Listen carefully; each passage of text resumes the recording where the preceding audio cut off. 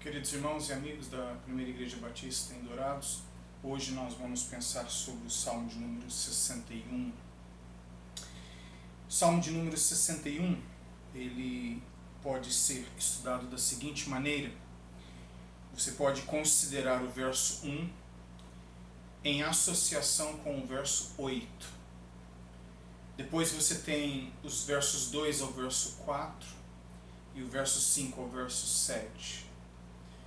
O verso 1, que dá abertura ao Salmo, tem esta ênfase na oração atendida. O desejo de que Deus atenda a petição daquele que está piedosamente, humildemente orando e pedindo. O verso 8, então, ele fala do voto que será cumprido por parte daquele que recebeu de Deus a ajuda, recebeu de Deus a bênção. Então no verso 1 você tem o pedido, a oração feita. No verso 8 você tem o compromisso de que os compromissos assumidos serão honrados. Então vamos ao verso 1. Ouve a Deus o meu clamor, atende a minha oração. Aí você vai para o verso 8. Assim cantarei louvores ao teu nome perpetuamente, para pagar os meus votos de dia em dia. É como se a abertura e o fechamento se completassem de maneira perfeita. Uma vez que eu tiver minhas orações e minha petição atendida, eu então não terei outra alternativa a não ser, por gratidão, por reconhecimento de tão grande carinho em atender o meu pedido, eu cantarei louvores, e assim eu farei perpetuamente, pagando os meus votos e honrando os meus compromissos diante de Deus. Esta é a ideia que o salmista está colocando nas palavras belíssimas deste Salmo de número 61. Aí você vê que o meio do Salmo ele se divide em duas grandes partes, como eu falei.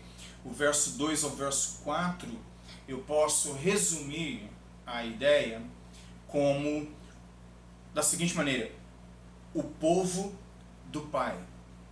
Aquilo que a pessoa experimenta, aquilo que o povo de Deus, os remidos, os chamados, eleitos e fiéis, eles experimentam da parte do Senhor Deus como Pai celestial, carinhoso, amigo, que intervém respondendo às orações e assim ajuda o seu povo. Então, dos versos 2 ao verso 4, você tem o povo do Pai. Agora, dos versos 5 ao verso 7, você tem a ênfase no Pai do povo. Inverte um pouco. E, obviamente, que quando eu me refiro ao Pai, eu me refiro ao Deus Trino de Israel. E aqui, no Salmo 61, a segunda pessoa da Trindade bendita, a saber, Jesus Cristo, ele entra em foco de maneira direta e de maneira indireta. Existe, como já disse anteriormente, aspectos do Salmo que se aplicam ao salmista, existem aspectos que se aplicam às nossas vidas, às vidas dos homens e mulheres que serviram e servem a Deus ao longo dos tempos e em todos os lugares. Mas existe o aspecto também profético que diz respeito ao Senhor Jesus Cristo. E é sempre importante lermos a palavra de Deus com a perspectiva de que ela nos aponta para Cristo, sempre. E assim nós aprendemos acerca dele e de nós mesmos. Então, os versos 2 ao verso 4 falam de segurança. Ele descreve essa segurança como rocha. Uma rocha que é muito mais elevada do que eu. Ele fala da proteção que esta torre oferece para aqueles que nele se refugiam. E em terceiro lugar, este tabernáculo onde eu posso ter intimidade com Deus. Então vamos aos versos 2 ao 4. Desde a extremidade da terra clamo a ti, estando abatido o meu coração. Leva-me para a rocha que é mais alta do que eu. Ou seja, a questão da segurança, a rocha que é muito mais alta do que as águas nas quais eu me encontro, por exemplo, a rocha de sustentação em meio à tempestade. Pois tu és o meu refúgio, uma torre forte contra o inimigo. Então você tem o elemento de proteção.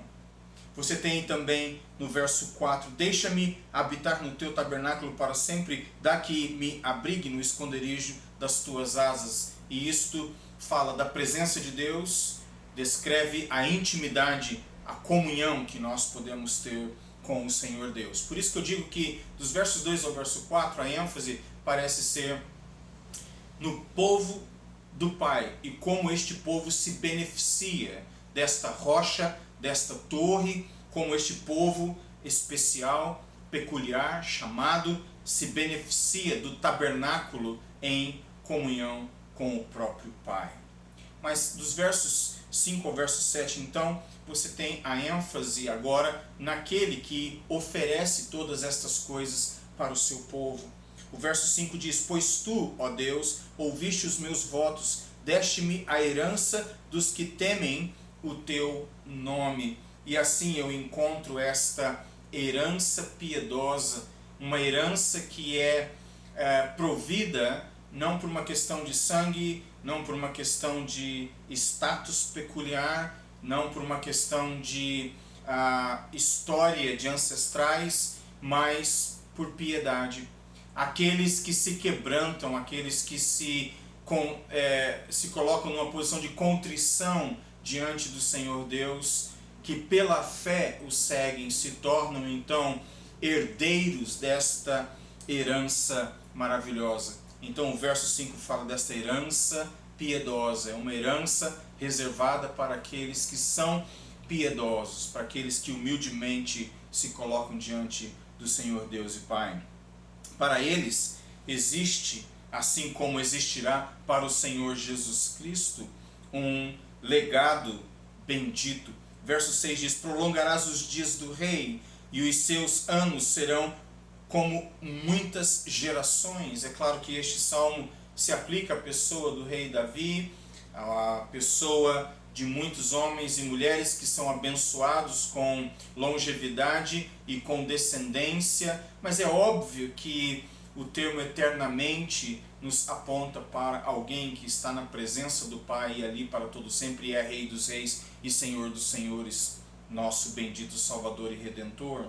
Então existe uma herança piedosa, mas existe também um legado bendito.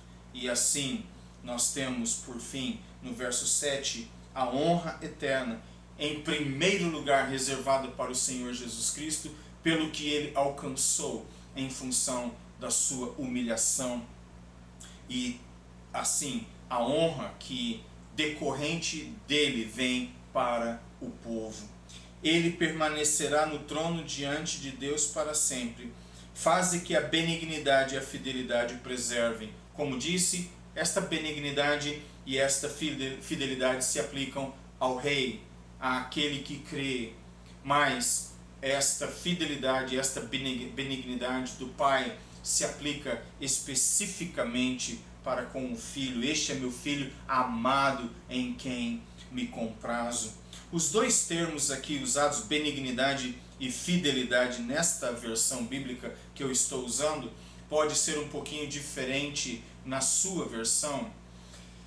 E a razão é esta: os dois termos usados em hebraico, eles podem ser traduzidos de várias formas. Então, a primeira palavra que aparece no texto, que é traduzida na minha versão como sendo benignidade, ela pode ser traduzida como amor, benignidade, benevolência, o favor divino, graça, misericórdia. Tudo isto está embutido nesta palavra única, que é maravilhosa no estudo da língua hebraica. Mas existe o outro termo que na minha versão é traduzido como fidelidade. E aí você tem a palavra fidelidade como tradução direta desse segundo termo, verdade, honestidade, certeza, duração. Tudo isso está embutido na segunda palavra usada. E isso tudo para dizer que Deus realmente, Ele quando ama, Ele ama na totalidade, na perfeição. Não fica nada faltando, ninguém de fora daqueles que respondem ao chamado do Senhor para a salvação, que nele confiam constantemente. E é nesse sentido que eu gostaria que nós nos beneficiássemos da mensagem deste salmo, sabendo que este que nos preparou uma herança, um legado, honra, sem que merecêssemos, é aquele em quem nós encontramos segurança, a nossa rocha eterna, aquele que nesta vida e no porvir é a nossa torre forte de proteção contra o inimigo. Ele é o nosso tabernáculo, e que neste dia nós desfrutemos no tabernáculo espiritual comunhão com o Deus Trino de Israel, Todo-Poderoso, Altíssimo e um Pai cheio de amor pelo seu povo, pelos seus filhos e suas filhas. Que o seu dia seja abençoado nesta rocha eterna, nesta torre segura e neste tabernáculo íntimo. Que Deus te abençoe, nos abençoe e até a próxima.